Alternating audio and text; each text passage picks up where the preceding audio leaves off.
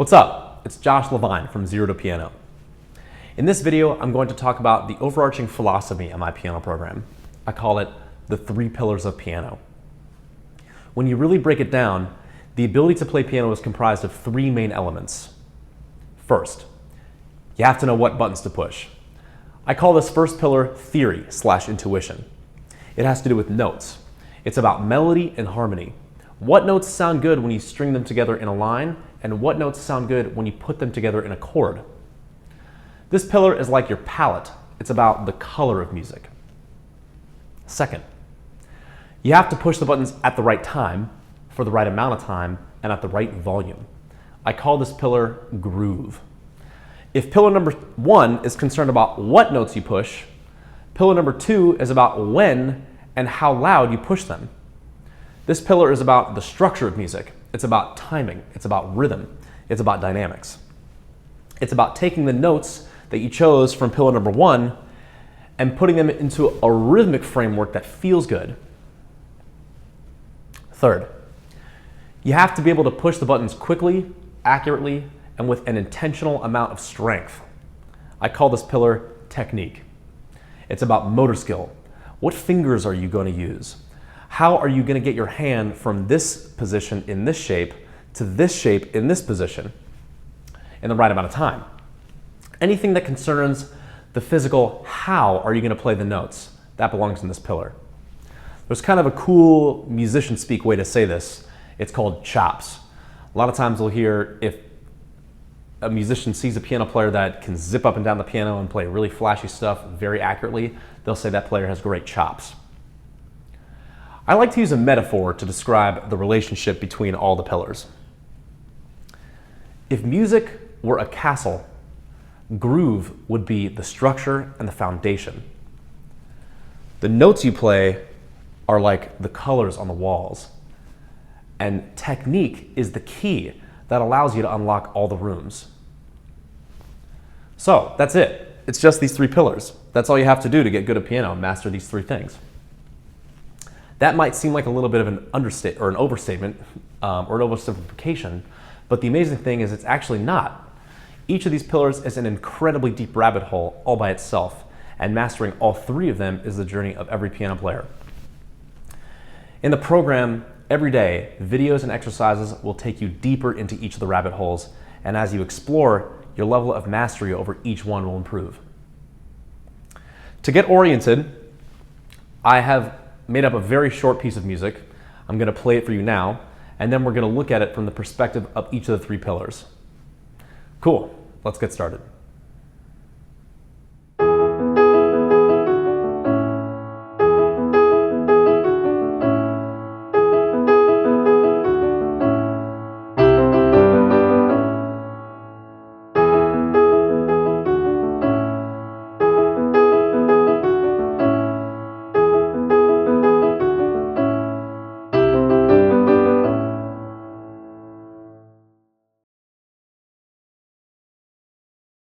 We're going to look at the passage from a pillar number 1 perspective, but first we're going to zoom out for a big picture view. What if I asked you to identify all the notes that I just played? Since I didn't give you a video, you can't just go look. You'd have to rely on just your ear to decipher the pitches, and then maybe painstakingly find which buttons on the piano correspond to those pitches. You may have met some magical people out there in the world who can do this very easily. Since I started playing piano 4 years ago, I've met many people who can simply hear a song and play it right back. It's almost like they just overheard a conversation and were repeating it back to you. Easy as that. You might have heard before that music is a language. It is absolutely the truth. Some people who spend a lot of time around music and instruments when they're younger pick up the language naturally. Kind of like if you grew up in Spain, you're going to know how to speak Spanish. I call these people native speakers. For native speakers, hearing something and playing it back actually is as natural as speaking English is to us. For those of us who aren't natural speakers, this completely mystifies us, and it kind of looks like magic. People who are native speakers mostly hang out in this part, the aural intuition section of pillar number 1. They have an organic, intuitive relationship with pitch that's a lot like most people's relationships with words. Some native music speakers have something called perfect pitch, which means that if they can hear a pitch, they can identify exactly which note on the piano it is on the very first guess. In fact, for them, it's not even guessing, they just know. That's a very rare gift, but there's a much more common one called relative pitch. People with a relative pitch can hear a note and they might have to plunk around a little bit on the piano before they find the right one, but once they find the right one, they kind of know how far they are from other notes. So they'll find a note, listen for the next pitch, and they'll know exactly where to go. If you come by this ability naturally, that's incredible. Congratulations, good for you. I personally do not. I've been a singer my whole life, so I have a pretty good sense of pitch. But when I started playing piano 4 years ago, if you asked me to listen to something and play it back to you, doesn't matter how simple it was, there was almost zero chance that I could do it. It would have taken me forever to figure out even just the short piece that I just played for you. But the cool thing about relative pitch is, and this may come as a shock to you, it is not a magical ability that belongs to a special class of people.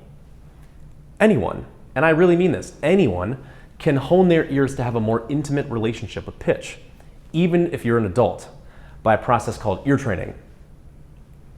Ear training from scratch is a very intimidating prospect because it forces you to confront your aural disorientation. I've done a lot of it myself, and it's kind of like trying to locate objects in a room with your eyes closed. So, if you're like me and you're not naturally blessed with a highly developed oral intuition like that of a native speaker, there is a pretty cool little shortcut that can help you get your bearings and help you figure out what buttons to push without having to use your ears at all, at least not at first. Just like any language, music has a structure and some basic rules, kind of like spelling and grammar. If you know the rules, you can read it, write it, and speak it. Those rules are called music theory. Music theory is the spelling and grammar of music. Spelling tells us how to string letters together to form words that make sense, and grammar tells us how to string words together to form sentences that make sense. Music theory tells us how to string notes together to form chords and melodies that sound good, and it also tells us how to string chords together so that we can make musical passages that sound good. They're very parallel concepts. So, to demonstrate the value of music theory, I have devised a little experiment. Pay attention, because in a second, the screen will go black and it will display a series of letters. I'm going to give you 3 seconds, and your task is to completely memorize it. Are you ready? Center, take a breath. Here we go. 3, 2, 1, go. Hello again. Pretty tough, right? Okay, we're going to do it again, but this time I'm going to rearrange the letters a little bit. So, take a breath. Ready? 3, 2, 1, go. Did you see it that time? If you did, great. If not, that's okay. We're going to do it one more time, and this time I'm going to group the letters together in a very special way. You'll have 3 seconds once again. Take a breath. Ready? 3, 2, 1, go. Now you see it. The exercise got progressively easier because each time the letters kept moving closer and closer into a more instantly recognizable format. Neuroscientists call this process chunking. It's where your brain takes a bunch of information, like a random sequence of letters, and it organizes them into a larger chunk, words, and then even larger chunks, sentences. Chunking allows your brain to take in more information at once. It happens with music too. So, let's return to our little piece.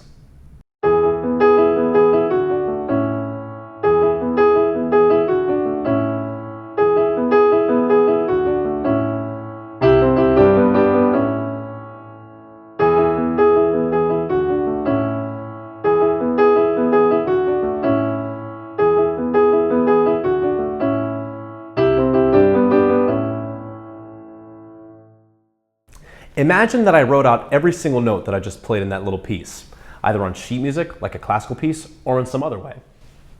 For someone who can't read music, it would look like the random sequence of letters that I scrunched together in that first slide. But what if I told you that all of the notes that I played in this passage can be grouped into 5 distinct clusters of notes called chords, and that those 5 chords arranged in this way form a sentence called a progression that can be represented in a single line of text?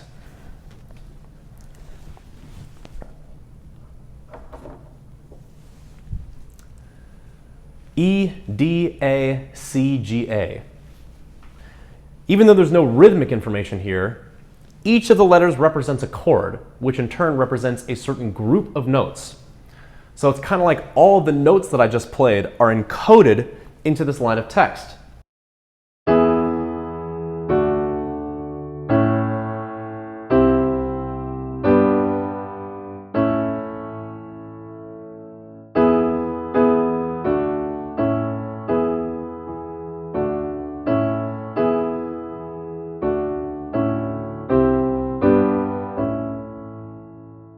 This is the power of music theory.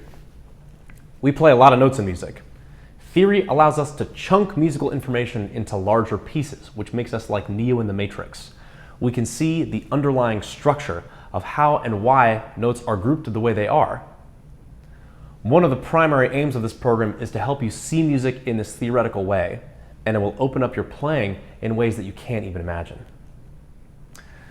Okay.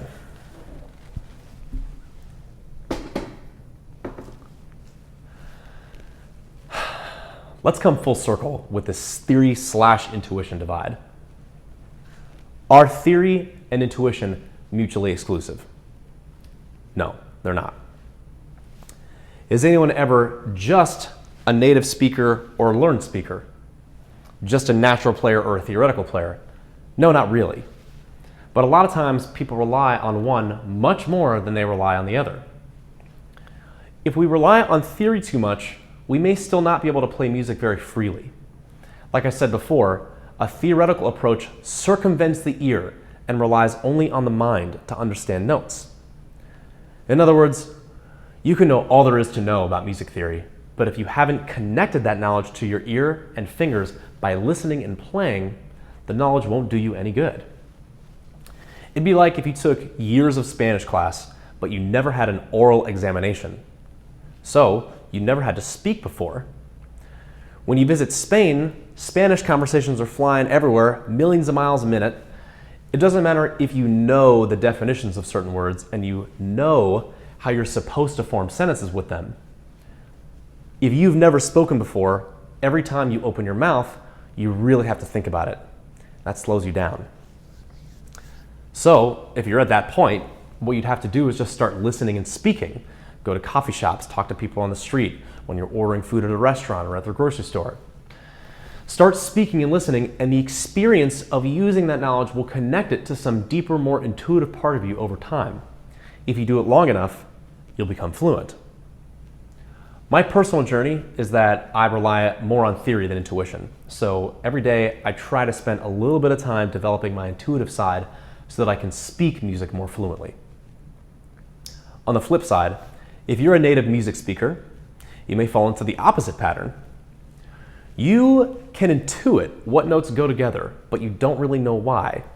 And even though your hands are falling on the piano in ways that sound good, you can't really explain what's going on.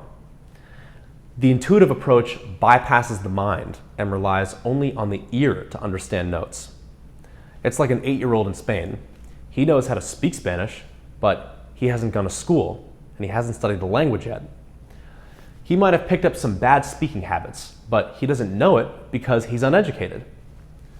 If you're a native music speaker, you might have trouble communicating what you're playing to other musicians. You don't know the name of a chord, you just know it's the one that feels crunchy or sounds greenish. Which, by the way, don't make fun of that. Those are things that people have actually said to me in a professional setting before. It's very interesting. If you're a native speaker and you feel like you're plateauing in your ability to express yourself, a theoretical framework that gives some structure to your intuition might be the thing that unblocks you. So, we'll wrap this up with one final thought. Intuition is right brain, creative. Theory is left brain, analytical. Intuition is like your ear's natural, organic connection with notes, and theory is your formulaic understanding of notes. The truth is that it's possible to become a good piano player with just one of these things. But if you want to become a fully rounded musician, it's healthy to strike a balance between the two. This program emphasizes theory slightly over intuition for one main reason. If you don't come by the organic, intuitive connection naturally, it can seem almost impossible to start growing that out of nowhere. It's kind of like, where do I even begin? Theory provides a convenient mental framework that gives some direction to your intuition's growth. I know that might sound a little bit counterintuitive, but it kind of reminds me of those guided vine structures you sometimes see outside of people's houses. Bear with me for a second. This is going to get a little strange, but I think it's a good analogy. If you ever seen a vine pattern outside of somebody's house, and it looks kind of like this, you know what I'm talking about. So here's my fancy drawing of a house. Vines are going up in this crisscross pattern all the way around the front.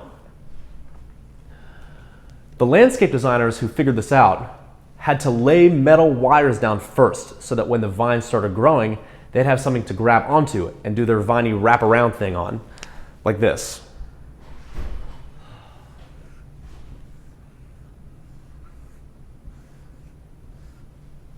Etc. If these metal wires weren't there, the vines would just pile on the ground in a big heap. They need the structure of the wires. Theory can be the metal wire for your ears. It's like the mental framework that your ears can grab onto as they start developing intuition of their own. So in the program, we're going to lay the framework down first, and it might surprise you just how intuitive it allows you to become.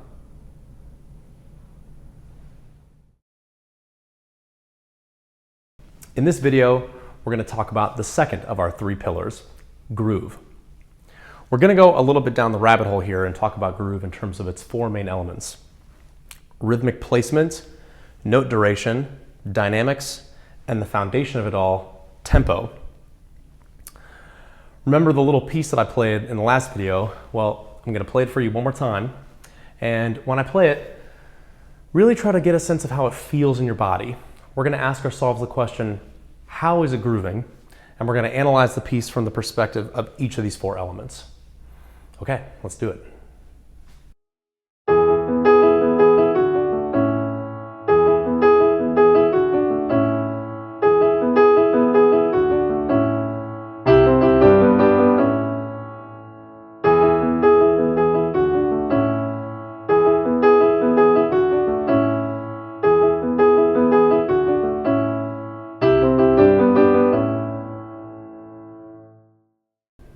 The first element of groove is rhythmic placement. This passage has what we might call a 16th note feel. That means that instead of counting just quarter notes, which would be like this, 1, 2, 3, 4, or eighth notes, which would be like this, 1 and 2 and 3 and 4, and I'm counting 16th notes, which sound like this, 1 E and a 2 E and a 3 E and a 4 E and I push the keys on some or all of those 16th note subdivisions, especially the E's and the U's. By the way, if you don't know what I'm talking about, go watch my other video on rhythm terminology, then come right back. On my board here, I've underlined the subdivisions on which I strike a note, and I've left not underlined the subdivisions on which I do not strike a note. So we have this. 1 E and a 2 E and a 3 E and a. 1 E and a 2 E and a 3 E and a. 1 E and a 2 E and a 3 E and a. 1 E and a 2 E and a. 1 E and a 2 E and a 3 E and a. 1 E and a 2 E and a 3 E and a. 1 E and a 2 E and a 3 E and a. 1 E and a 2 E and a. In this little segment, I'm going to give you kind of a smorgasbord of rhythmic variations on this original passage. Sometimes I'll leave out some strikes, or I'll move the chord change over by just a little bit, or I'll add some extra strikes that weren't there before. What you're going to notice is that even very small changes in the rhythmic placement can really change the way a passage feels.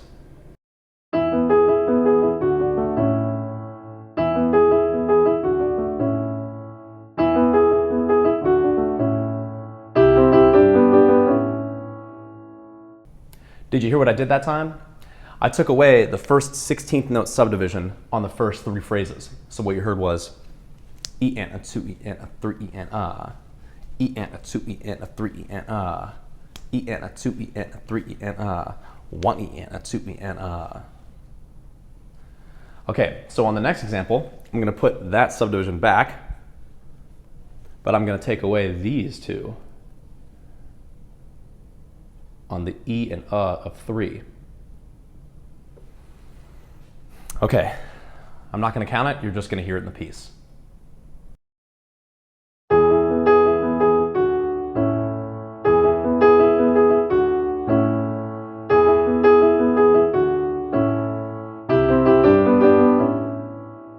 So what you heard that last time was 1 E and a 2 E and a 3, 1 E and a 2 E and a 3, 1 E and a 2 E and a 3, 1 E and a 2 E and I'm going to change it again. This time it's going to be a little bit different.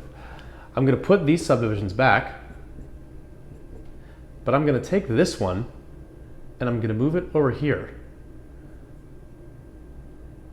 This is a very subtle and a very distinct change because I'm moving the rhythmic subdivision on which I do a chord change. So rhythmically you're going to hear this. 1 E and a 2 E and a 3 E and 4. 1 E and a 2 E and a 3 E and 4. 1 E and a 2 E and a 3 E and 4. 1 E and a 2 E and Here we go.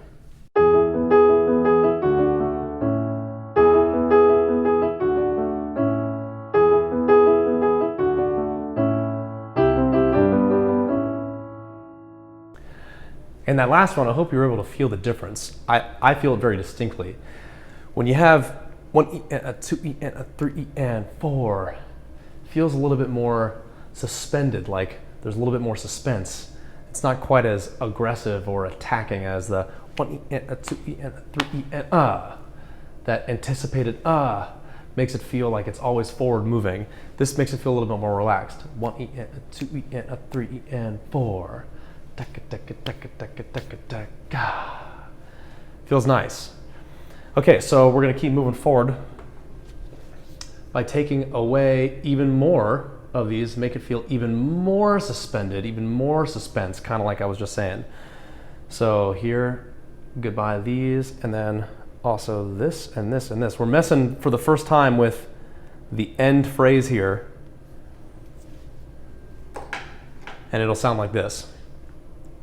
1 E and a 2 E and a 3, 4. 1 E and a 2 E and a 3, 4. 1 E and a 2 E and a 3, 4. 1 and E I like that last part. 1 and E Cool. Let's listen to it.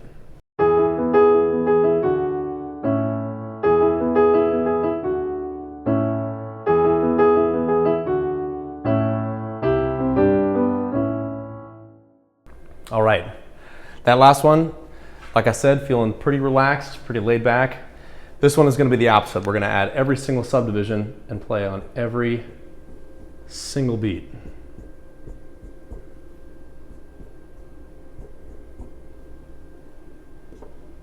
So this one should be pretty self-explanatory in terms of how it's going to be counted.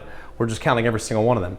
1 E and a 2 E and a 3 E and a 4 E and a 1 E and a 2 E and a 3 E and a 4 E and a 1 E and a 2 E and a 3 E and a 4 E and a 1 E and a 2 E and a 3 E and a 4 E and a etc. So this one is going to feel like the busiest, the most driving of all the ones that we've done so far. Let's go ahead and give it a listen.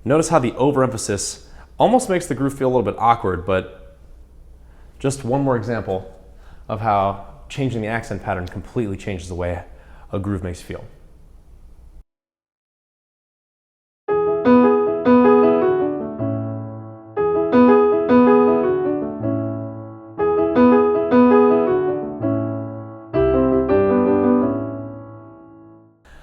These are just two examples of literally hundreds of thousands of different accent patterns out there, each of which has a different feel and rhythmic contour.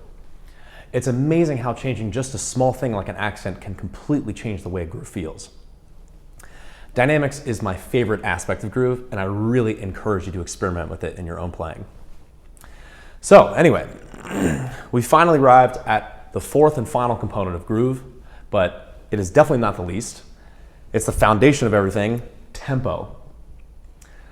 The first major point about tempo is that if you play something fast, it's going to feel different than if you play it slow. This is a pretty obvious one, but I'm going to play the piece at 3 different tempos just to give you a very clear sense of how changing the tempo can affect the urgency of a song.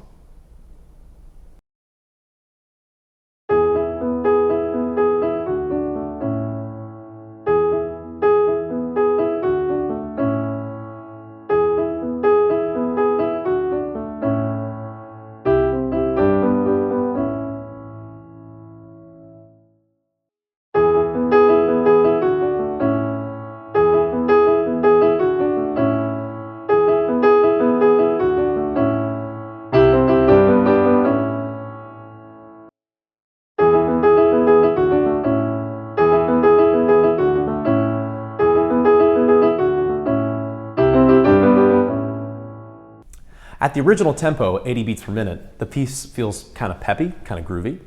But if you slow it down to 60, then it feels pretty chill and laid back. Then if you speed it up all the way to 100 BPM, it feels really fast, like it really moves. Almost feels like a totally different piece. Now, a 20 beats per minute change in either direction is a big deal. But you'd be surprised at how small changes in tempo can also have a big impact, like 2 or 3 BPM. At any rate, no matter what tempo you play a piece at, the most important thing by far is that you keep that tempo steady. In fact, of all the elements of groove, tempo steadiness is by far the most important concept. Musicians say that if a player plays with steady tempo, that player has good time. You can play notes on the best subdivisions, come up with the coolest, grooviest accent pattern of all time, but if your time is bad, it's like none of it even counts. Tempo is like the ether of groove. You can't see it, you can't taste it, but you can definitely feel it. I'm going to demonstrate playing the passage with good time and with bad time so you can really experience it for yourself.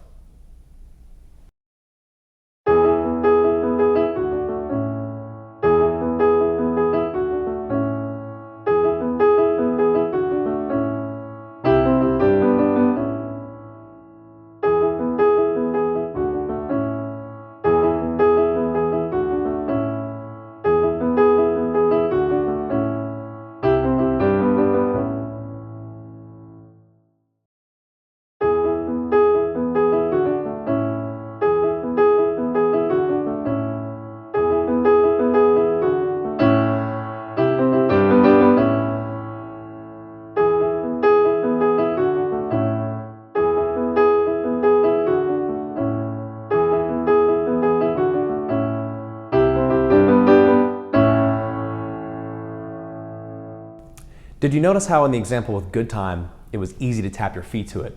Maybe you even started doing it subconsciously.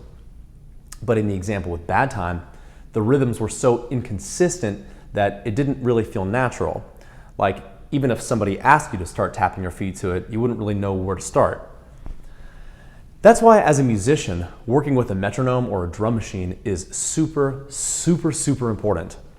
They keep you honest about how ahead or behind the beat you're getting, and they force you back in line. Lots of beginners don't like playing with a metronome because it's very painful when they're not locked in with it. Plus, it's very uncomfortable sometimes to have a click going in the background that keeps reminding you about how off you are.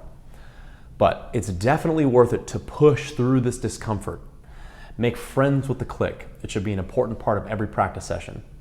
When you play in time with a click or with a drum machine, it can be really fun.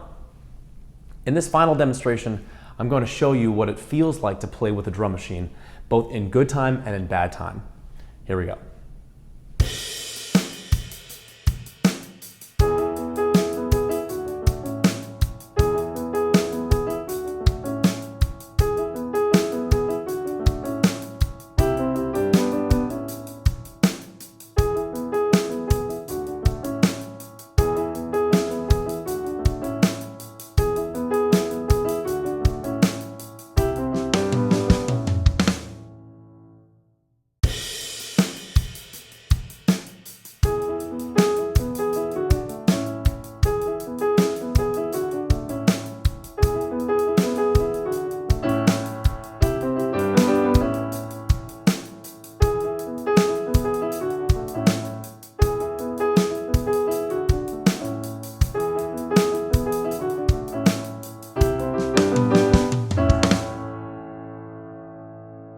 Clearly, you can see how important it is to play with good time.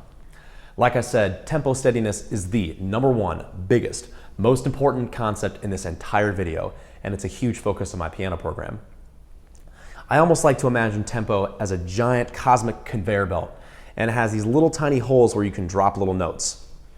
It's moving by you at a specific speed, and these little holes are evenly spaced at regular intervals, so they're passing by you evenly, and it's your job to drop little notes into these little holes. If you get it just right, the notes fall into the hole and they stick, and the conveyor belt keeps moving, everything is right in the universe. But if you miss, the notes fall off and the conveyor belt warps out of shape, comes to a grinding halt, everything starts to feel kind of wonky, uncomfortable. If you're playing with other people, everyone's trying to stay together at the same tempo. So if you're dropping notes and they're not falling in the right holes, if you're speeding up and slowing down, you can imagine how frustrating that would be for everyone else. But if you're right in the pocket and you're locked in with everyone else, it feels awesome. Okay, so we have covered all 4 elements of groove: rhythmic placement, note duration, dynamics, and the foundation of everything, time, tempo. If any of these concepts are overwhelming, don't worry. It's just groove. It's about what feels good. As you listen and play, just think about these concepts and keep them in the back of your mind. Awareness of them is the first step to becoming a groovier player.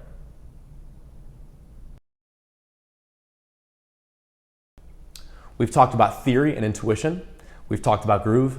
And now for the third pillar, technique. Technique is about the physicality of playing the instrument. It's about working with your hands. It asks the question, how do I get my hands to play the notes that I want to play without straining? When you're a beginner, your fingers are not used to operating independently at the level required to play piano, so playing can feel unnatural. This particular piece doesn't require a lot of technical prowess to execute, but if you're a beginner, it might be challenging for you because there are some tricky finger motions, especially in the final phrase. When it comes to technique, the first thing people think about are drills. Since the piano was invented, there have been hundreds, if not thousands, of books containing technique drills, and many of them call themselves essential. Any one of them could be potentially useful, but you should be wary of this term, essential.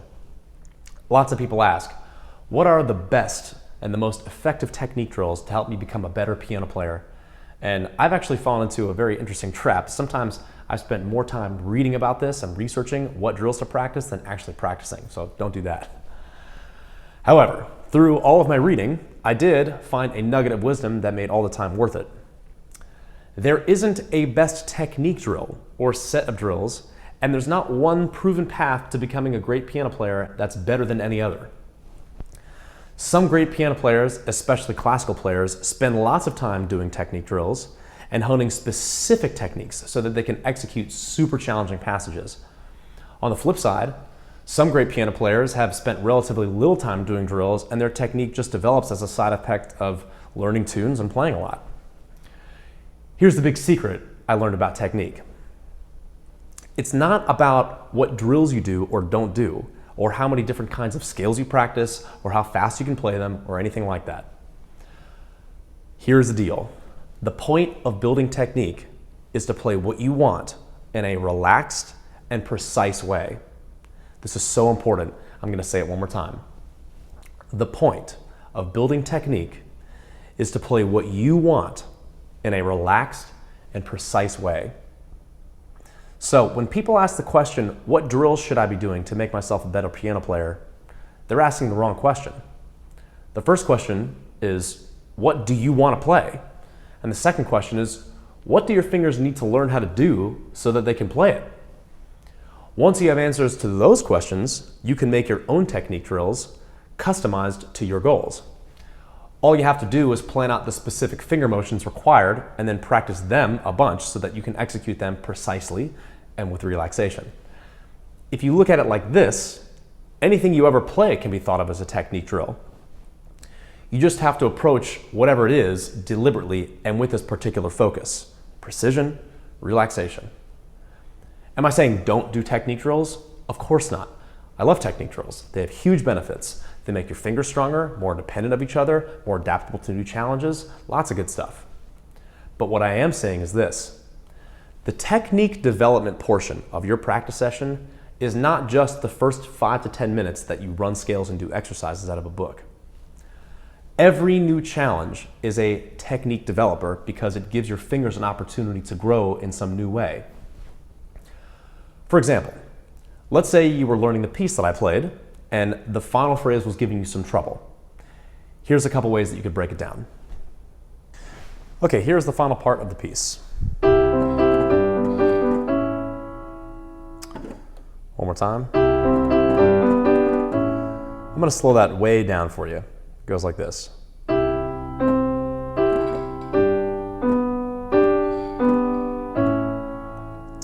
In analyzing this slowly, you realize that I have an alternation between my middle and pinky and my thumb, this alternation, and then I switch and I alter between my index and pinky and my thumb. So we have this switch. That's a skill that you can isolate and practice very slowly, just with the right hand.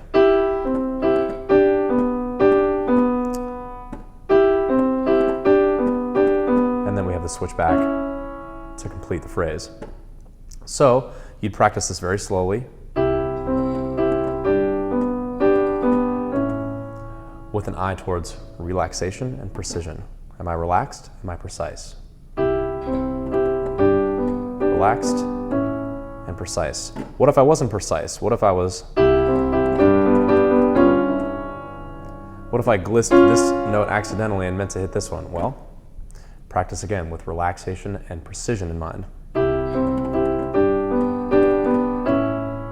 There it was. As you practice each new challenge, keep asking yourself the questions. Am I playing it precisely? And am I relaxed? When your answer to both questions is yes, then you know you've mastered a new technique. With this mentality, you'll develop facility at the instrument much more quickly and much more satisfyingly than if you just knocked out a bunch of random technique drills and practiced haphazardly. That's the approach I have personally taken, and if you adapt yourself to this frame of mind, I guarantee that you'll see the results.